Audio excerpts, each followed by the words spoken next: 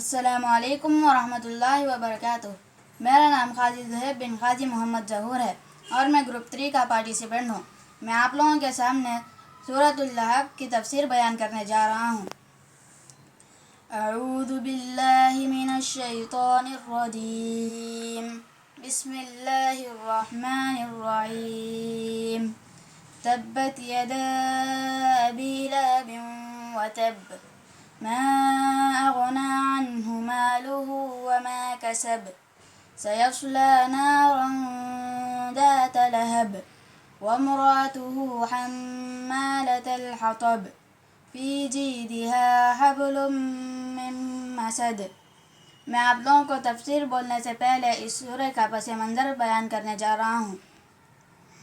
پہلی آیت کے لفظ لہب کو اس سورہ کا نام قرار دیا گیا ہے۔ قرآن مجید میں یہ ایک ایسا مقام ہے جہاں اسلام کے دشمنوں میں سے کسی ایک شخص کا نام لے کر اس کی مذمت کی گئی ہے۔ سوال یہ ہے کہ اس شخص کی یہ کیا خصوصیت تھی جس کی وجہ سے اس کا نام لے کر اس کی مذمت کی گئی ہے؟ حالانکہ مکہ میں بھی اور ہجرت کے بعد مدینہ میں بھی کئی ایسے لوگ تھے جو اسلام اور محمد صلی اللہ علیہ وسلم کی دشمنی میں ابو لہب سے کچھ کم نہ تھے۔ اس بات کو سمجھنے کے لیے ہمیں اس وقت کے عربی معاشرے کو سمجھنا چاہیے اور ابو لہب کے کردار کو دیکھنا چاہیے۔ جب نبی کریم صلی اللہ علیہ وسلم کو دعوت عام پیش کرنے کا حکم ہوا تو آپ صلی اللہ علیہ وسلم صبح سویرے کوہ صفا پر چڑھ کر بلند آواز سے پکارا۔ آپ صلی اللہ علیہ وسلم کی آواز سن کر قریش کے تمام خاندان وہاں جمع ہو گئے تو نبی کریم صلی اللہ علیہ وسلم نے کہا کہ کیا میں تمہیں بتاؤں کہ پہاڑ کے پیچھے سے ایک لشکر تم پر حملہ کرنے کے لیے آ رہا ہے، تو کیا تم میری اس بات کو مانو گے؟ لوگوں نے کہا کہ ہاں، ہم نے آپ کے منہ سے کبھی جھوٹ نہیں سنا۔ نبی کریم صلی اللہ علیہ وسلم نے کہا کہ میں تمہیں خبردار کرتا ہوں کہ آگے سخت عذاب آ رہا ہے۔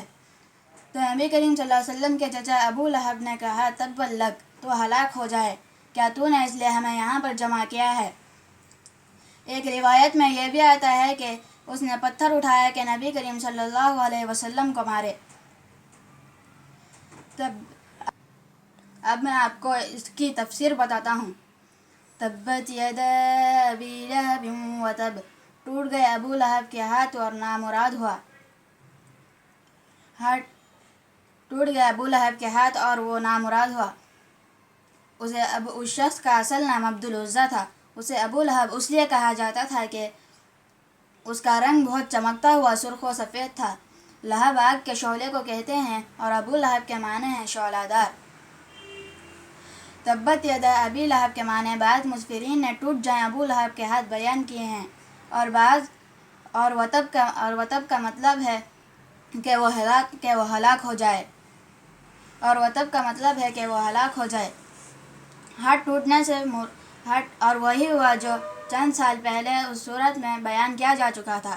ہاتھ ٹوٹنے سے مراد ظاہر ہے کہ جسمانی ہاتھوں کا ٹوٹنا نہیں ہے، بلکہ اس شخص کا اپنے اس مقصد میں پوری طرح ناکام ہو جانا ہے جس کے لیے اس نے اپنا پورا زور لگا دیا ہو۔ ابو لہب نے نبی کریم صلی اللہ علیہ وسلم کی دعوت کو روکنے کے لیے اپنا پورا زور لگا دیا تھا۔ اس صورت کو نازل ہوئے 7-8 سال ہی گزرے تھے کہ جنگ بدر میں قریش کے اکثر بڑے بڑے سردار مارے گئے جو اسلام کی دشمنی میں ابو لہب کے ساتھ تھے۔ جب ان لوگوں کی مرنے کی خبر مکہ میں پہنچی تو ابو لہب 7 دن سے زیادہ زندہ نہ رہ سکا۔ اس کی موت بھیانک عبرتناک تھی۔ اسے عدسہ نامی بیماری ہو گئی جس کی وجہ سے اس کے گھر والوں نے بھی اسے چھوڑ دیا۔ اس کے مرے ہوئے 3 دن ہو گئے پھر بھی اس کے پاس کوئی نہ آیا اور اس کی لاش سڑ گئی اور اس کی بو پھیلنے لگی۔ آخرکار کچھ حبشیوں کو جرأت دے کر بلا کر ایک گڈھا کھدوایا گیا اور لکڑیوں کی مدد سے اسے ڈھکیل دیا گیا۔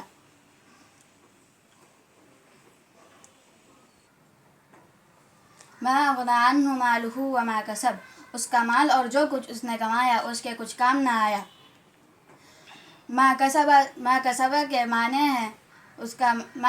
کے معنی بعض مفسرین نے اس کا مال بیان کیا ہے اور بعض مفسرین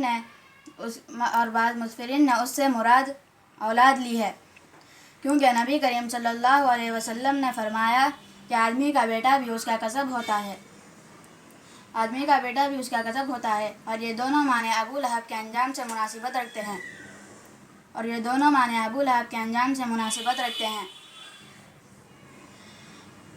اس کا مال اور جو کچھ کمایا اس کے کچھ کام نہ آیا، اور اس کی اولاد نے بھی اسے بے کسی کی موت مرنے کے لیے چھوڑ دیا، اس کی اولاد کو اس کا جنازہ بھی عزت کے ساتھ اٹھانے کی توفیق نہ ہوئی۔ تَصْلَىٰ نَارًا ذَاتَ لَهَبٍ وَامْرَأَتُهُ حَمَّالَةَ الْحَطَبِ، ضرور وہ شعلہ زن آگ میں ڈالا جائے گا اور اس کے ساتھ اس کی بیوی بھی ڈالی جائے گی۔ اس عورت کا نام عروہ تھا اور جمیل اس کی کنیت تھی، اور وہ نبی کریم صلی اللہ علیہ وسلم کی دشمنی میں اپنے شوہر ابو لہب سے کسی طرح کم نہ تھی۔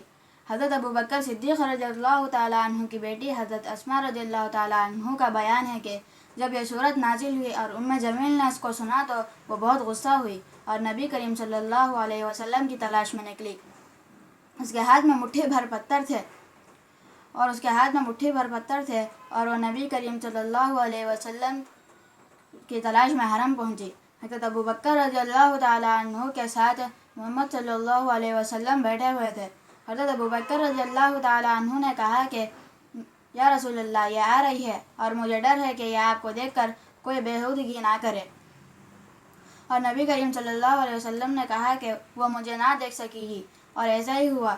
جب وہ نبی کریم صلی اللہ علیہ وسلم کے پاس آئی تو وہ آپ کے موجود ہونے کے بعد بھی آپ کو نہیں دیکھ سکی۔ اور حمالۃ الحطب کے معنی ہے لکڑیاں ڈھونے والی۔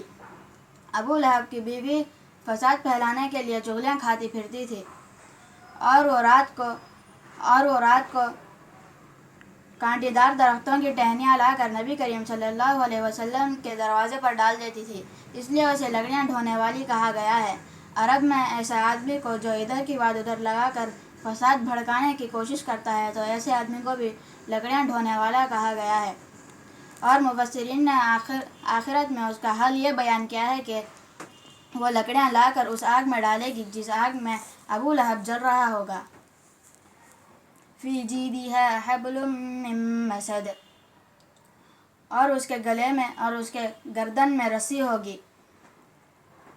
ابو لہب کی بیوی اپنے گلے میں بہت قیمتی ہار پہنا کرتی تھی اور کہا کرتی تھی کہ لات اور عزا کی قسم میں یہ ہار بیچ کر اس کی قیمت نبی کریم صلی اللہ علیہ وسلم کی دشمنی میں خرچ کر دوں گی۔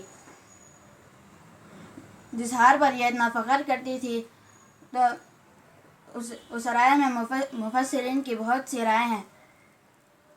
دوزخ میں اس کے گلے میں رسی ہوگی جو کھجور کی چھال سے بنی ہوگی، اور بعض مفسرین کا قول ہے کہ وہ